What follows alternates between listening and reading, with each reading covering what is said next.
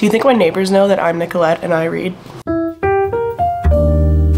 Alright, welcome back everybody. I have such an exciting video today. I'm going to be doing a little bit of an unboxing, but mainly a book haul here, starting off real strong with the new Brandon Sanderson Secret Project that just came out. So I didn't actually do the Kickstarter backing, but even if you didn't do that, you can still order the premium fan bundles from his website.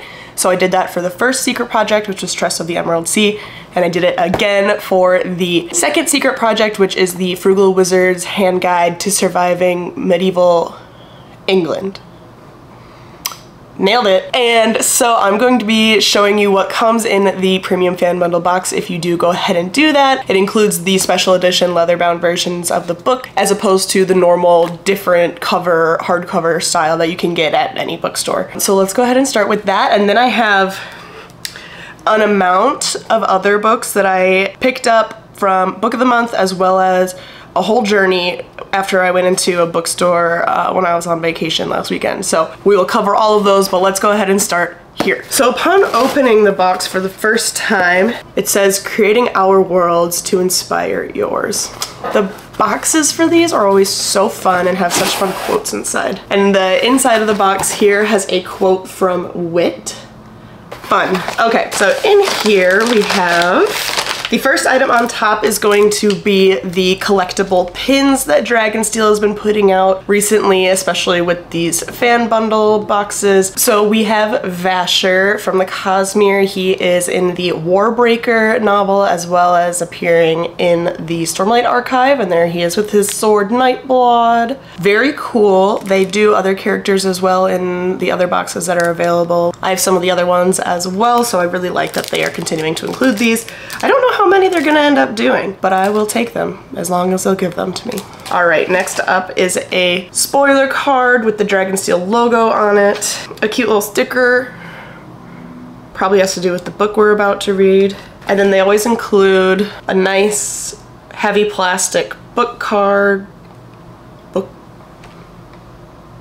bookmark, a bookmark that will have character art from the book that you're reading. So this has something to do with the Frugal Wizard's Handbook, but I haven't read it yet, so I don't know what it is yet. All right, and then lastly, we have the book in all of its glory. So let's get it out of this plastic wrap. The bottom of the box also has a message from Brandon Sanderson himself, thanking the fans for being the best. So that's always really nice. I just like the personal touches that you get when you get them from his Dragonsteel website itself instead of from the bookstore, but either way is fine. And I also really like the leather-bound editions because they're also illustrated. Okay, so here's what she looks like out of the plastic wrap. Very nice. All the way around. Lovely. So I actually have almost no idea what this book is actually about, other than that I know it exists outside of the Cosmere universe itself. I prefer to go into these secret project books as blind as possible. I did that with Tress as well, and I only got like a couple things spoiled to me in that book before reading it, but none of them were really anything of value. And I similarly don't know anything about this book, and I want to keep it that way, so don't tell me about it. I'm gonna get to it soon, and then I'll let you know how it goes. Okay, the next thing I'm gonna talk about are the books of the month that I chose. So the first one is Hello Stranger by Catherine Center. This is a new romance release. Basically, we have a woman who is at the height of her career. One minute she's celebrating a big accomplishment in her career, and the next minute she wakes up in the hospital and she has no idea what happened. The doctors diagnose her with a probably temporary condition called face blindness. So even with people that she's known her whole life, she will look at them and she cannot process or remember or recognize their face. Even when she continues to meet new people, even if she's met them already. All the lights are on, but no one's home in the face recognition department. So while she's trying to figure out how to navigate her life with this new condition, how to stay up with her career while she's dealing with all of this, she also somehow manages to fall in love with two different men. So we're gonna follow as she kind of ventures through this new path that life has brought her on and meet these two guys that she falls in love with and see, you know, what happens at the end of the day. Does she pick one? Does she pick both? Does she pick neither? Does she ever get cured of her face blindness? These are the questions I have, and I'm pretty sure we're gonna find out if we read the book. I'm really looking forward to it. I think it's gonna be kind of funny. I honestly don't really know where this book is gonna go, and I'm excited to find out. Okay, and then following up that romance, I decided to go back in time and get a romance that everybody except me has read, so I picked up Beach Read by Emily Henry. I added it as an add-on to this month's box. I've read Book Lovers already, and I also have read Happy Place, and I liked Book Lovers a lot. I enjoyed Happy Place, although not as much as Book Lovers, but I've heard that this is a lot of people's favorite Emily Henry book, and I figured I would give it a go. So basically, what I believe happens in this book is there's two authors, and they write drastically different genres. There's a man, and he writes literary fiction, and then our lead lady writes romance novels, and they're both kind of doing this writer's retreat thing. They've both rented beach houses for the summer in order to kind of get through a writer's block that both of them are having, and they just so happen to be right next to each other. So in order to kind of persevere through their writer's block, they kind of challenge each other to write a book from the other person's genre. She's going to be attempting to write a literary fiction novel, and he's going to be attempting to write a romance, and in order to help the other person write their novels, they take each other on these little field trips to help inspire and inform their novels. I know that at one point the guy takes her on a field trip to go interview like members of a cult. So I mean, it's gonna be bizarre. This is a good plot premise, but I don't know what the conflict is going to be, so I'm excited to figure that out as well. Okay, and then the last book of the month book that I added on this month is The Last Word by Taylor Adams. I added this one because people have been talking about it, and I recently read A Flicker in the Dark looking for something that was gonna be a little spooky ooky, and it wasn't spooky ooky at all. So I am still hoping that this will kind of give me more of those creepy vibes that I'm looking for and really fulfill that need before I dive into more actual horror or, you know, fall spooky themed books in October. So this book is about a woman who leaves a 1-star review of a horror novel online, which basically sparks her and the author getting into an online argument about the book. Meanwhile, she is basically like house sitting a beach house in remote Washington. So she's in this like remote location with nobody else around but a dog. Suddenly all this weird creepy stuff starts happening around the house, and she realizes that she thinks she's being stalked by this author who she got in this online argument with. So she looks him up online and discovers that he's written like 16 other books that are just as sadistic and weird and stalkery murdery as the one that she read and didn't like. And I'm hoping it's gonna give creepy alone at home vibes that'll just like eke you out, you know, just give you a little, why am I reading this book alone in my house? She's alone in her house and she's about to get murdered. I don't know. We'll let you know if I'm more scared by this than I was by A Flicker in the Dark, but I've heard really good things about this, so my hopes are high. Okay, so then after all that arrived in the mail, I went on vacation to Duluth, Minnesota last weekend, and I happened upon a bookstore where I accidentally spent all of my money. So I'm gonna show you what I got because I was so excited about it. It was like a fever dream. They were closing in 15 minutes and I was just running around grabbing stuff off the shelves. Many of these I had seen around BookTube before and I just wanted to experience, and some of them were books that people talk about a lot, but I missed the boat on them because I was in college when they were in their height, and as an English major I was already reading a lot, and then I went to post-grad school and I was reading a lot there, so I kind of missed a decade of really popular fantasy novels, and so I'm playing a little bit of catch up to build that foundation of all of those series that I feel are important that I read now that I have the opportunity to. So there's a couple of those in here as well, but the first thing that I picked up is The Stolen Heir and How the King of Elfheim Learned to Hate Stories by Holly Black. So these are set in the same world. This is the sequel to The Cruel Prince. That was the first book in this Elfheim series. I personally didn't actually like The Cruel Prince very much. I'm not a huge Holly Black fan, but there's a lot of people on here that I really like and respect their opinions, and they have said how much they actually enjoyed reading these books.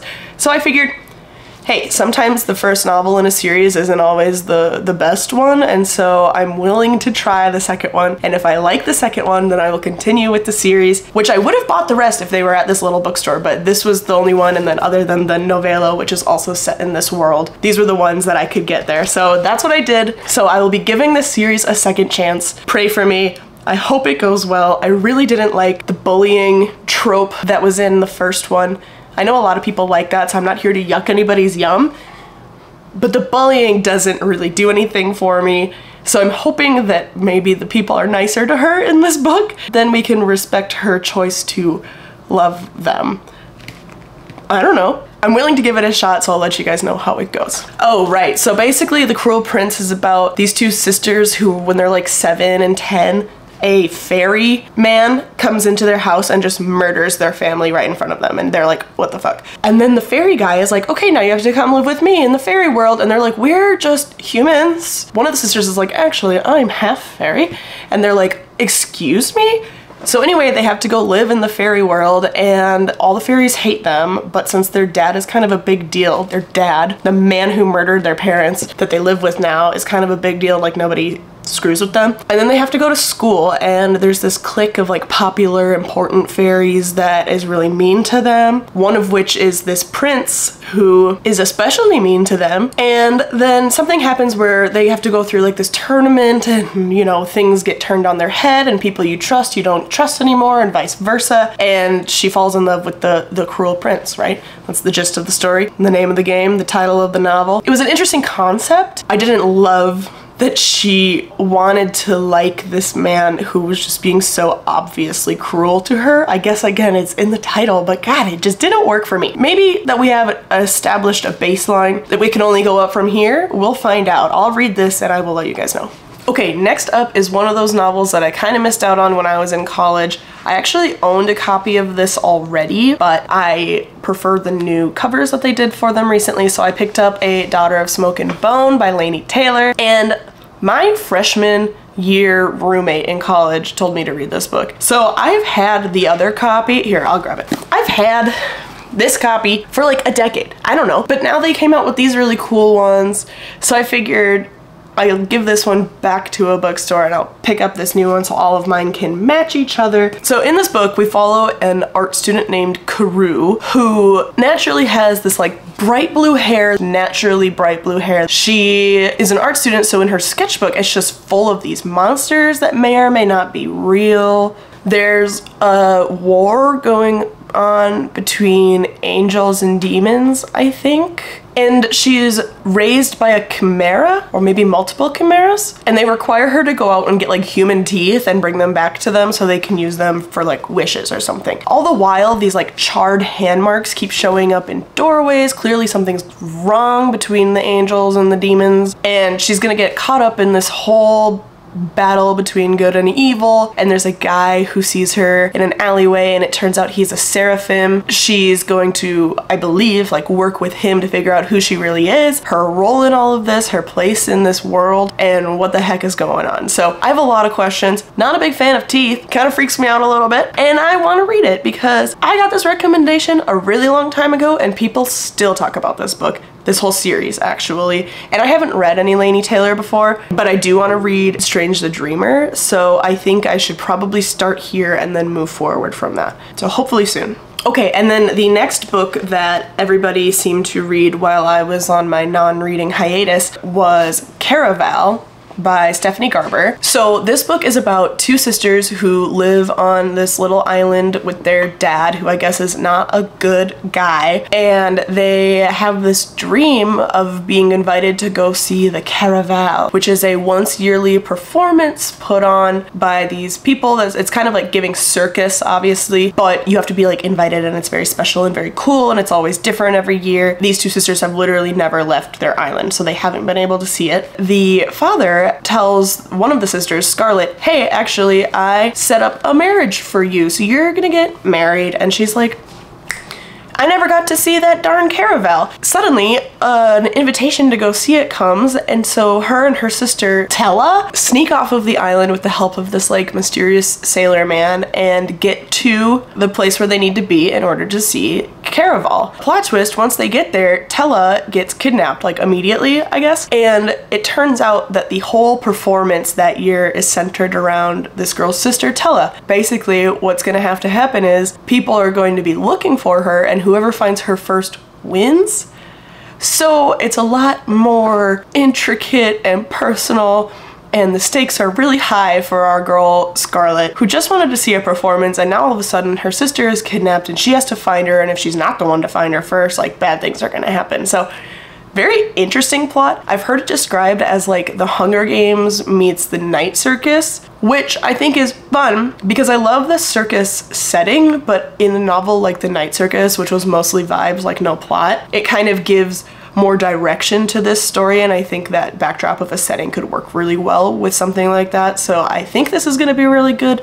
People have mixed opinions on it, but I wanna find out for myself. Okay, next up in my fever dream of an experience being at a bookstore 15 minutes before it closed and just buying everything I could find, I got Scythe by Neil Shusterman. So this book looks really good. We follow two teenagers in this world where humanity has actually conquered hunger, disease, war, you know, basically in this world that you would never die naturally. The only way people die in this world is if they get randomly gleaned by the Scythes, which are essentially reapers who will kill random people to help control the population in order to preserve this like society where everything's okily dokily. So these two teens get chosen to apprentice to a Scythe, and they're like, hold up, we don't actually want to do that. And they're like, well, you have to, because there's only one position open and you guys have to compete for it, and whoever doesn't get it dies. So now we've got these two people who suddenly have to learn how to be a Scythe, killing humanity randomly, even though they have zero desire to do so, but the stakes are very high if they do not and if they lose to the other person. So this is just the first one in the series. The series is called Arc of a Scythe, and I think there's 3 total. So this is the first one. I will read it. I will let you know what I think. I think I'm gonna like it, so we will continue the series after this and see where the wind takes us. Let's look at this. She's a floppy boy. Amazing. Okay, the next book I got is Wolfsong by TJ Klune. I picked this up for multiple reasons. A, I just finished In the Lives of Puppets and I loved it. It's life-changing, one of the best books I've ever read.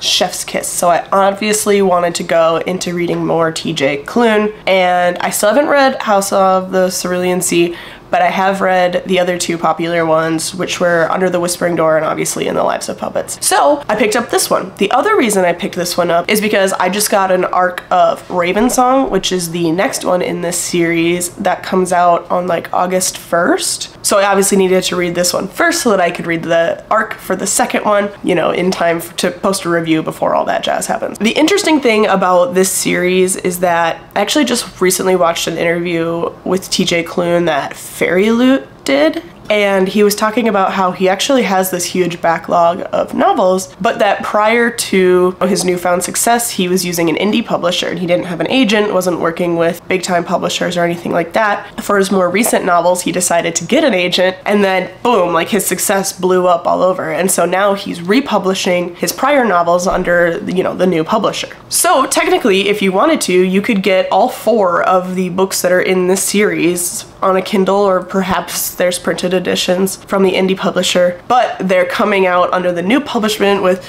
new covers. And so I'm just really excited to read more TJ Klune, and the new covers are just gorgeous. This book is about a boy named Ox. He has this like quiet life with like an abusive / absent father who just like leaves him. One day, this family moves in next door. They seem really cool and like they really like each other, and Ox kind of gets swept up in that. He becomes really good friends with the youngest boy there named Joe. It turns out this family, the Bennett family, are all shapeshifters. They can all turn into wolves. Ox is like, what the fuck? He ends up really enjoying his time with this family. You go through all these years of them like being close until when he's 23, a murder of some variety happens and it causes the Bennett family to leave. And Ox is obviously torn up by this because he had become really close with the boy Joe. 3 years later, Joe comes back, and now Ox has to face the reality of what he's actually feeling for Joe inside this life of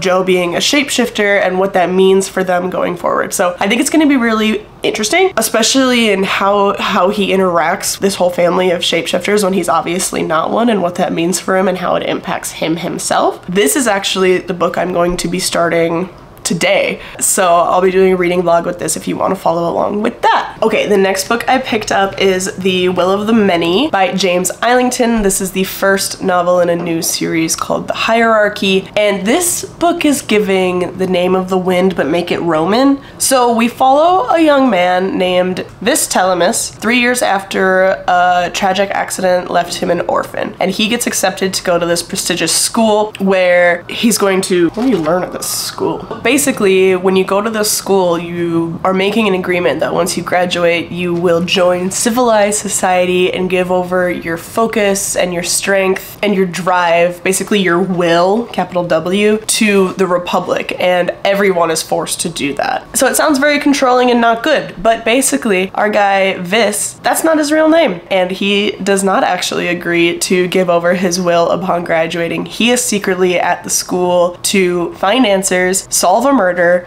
and hopefully discover some secrets that will help him break the Republic apart. So we're returning back to like a academic setting, very reminiscent of Name of the Wind, but this time we are trying to basically overthrow, I think, the government, however the world is being ruled in this. And it's a thick book, but I love The Name of the Wind, and I love Roman society, so I'm really looking forward to this book. I'm not sure when I'm gonna get to it, hopefully soon, but it sounds so good, so I'm really looking forward to getting to it. Next up is a book that I bought, A, because it looked good, B, because it sounded good, and C, because it was a local author. So I was in Duluth, and this is from a Duluth author. So it's called A Hero Forged in Blood by B.H. Preston, and it is the first in a new series called The Ancient Chronicles of Empiria. And basically what we got going on in this book is our main character, Caden, lives a quiet, safe life until one day something happens in his little hamlet in Empiria, and he is called to action by this very powerful wizard who tells him, hey, you're actually like the king of Empiria. And he's like, excuse me? And so he has to go on this journey to become king, and with the help of this wizard and a goblin and an elf and a fairy kind of make up their little rat pack that is trying to help him achieve his destiny, but all the while he is battling this dark power called Lucian, who is determined to make sure that he never achieves his destiny. It's giving like a classic fantasy plotline, but wrapped up in a new and exciting package with very intriguing characters. So I'm always happy to try new local authors that I haven't heard of before, and so I hope this is really good, and I'll let you guys know if I think it is. Okay, last book, guys, last one. I promise I only went as hard as I could hold.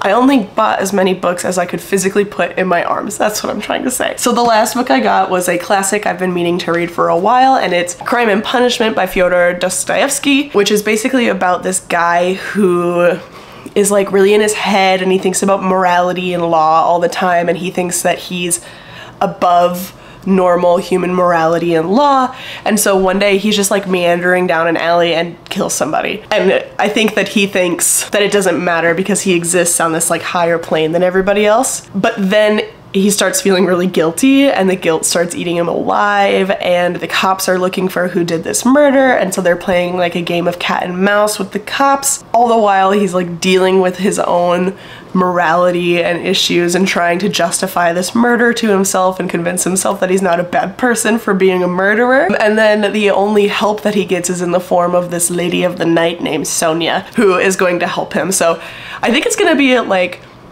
kind of funny in like a very morbid sense, but also kind of like a thought experiment, how one can try to convince themselves that they aren't a bad person even though they have done bad things. I heard somebody else talk about this book recently, and it really made me want to read it. So, and I want to get back into reading more classics since I've taken kind of a break from that the last year or two, and I thought this would be a really good place to start. Wish me luck. It's thick. She's a thick boy. But we have these cool illustrations on the front and the back. A little bit on the inside cover, and then this chick. The raw edges. It's a chunky boy, but I think the premise is interesting, and that the book itself is going to be one that hopefully I really enjoy because the description makes it sound very intriguing. Okay guys, that's all I have for you today. Thank you so much for joining me while I talk about all these books that I purchased recently. I'm very excited about them if you couldn't tell, and let me know what you guys think, which one of these you think sounds the best, and are you planning on reading any of these soon? Or have you read any of them recently? Let me know. Like if you feel like it, subscribe if you want to, and I will see you next time. Bye! Today's weather forecast. A thunderstorm around. Around what? Pop, pop, pop.